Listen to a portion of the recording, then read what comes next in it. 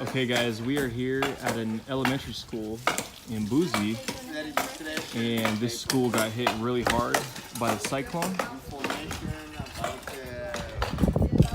There's the Mozambique flag, and today the adults in the community have asked the kids to come help and clean their school.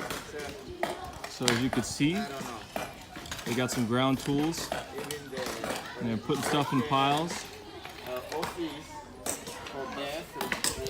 We have a stack of records and books there that got destroyed by the floodwaters.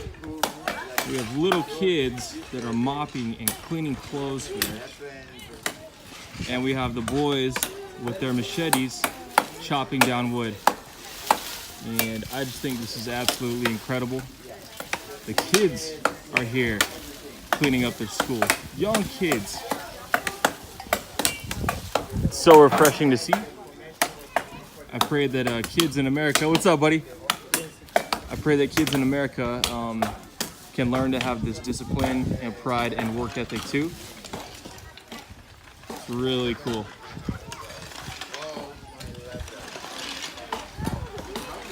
And right here we have some chaplains.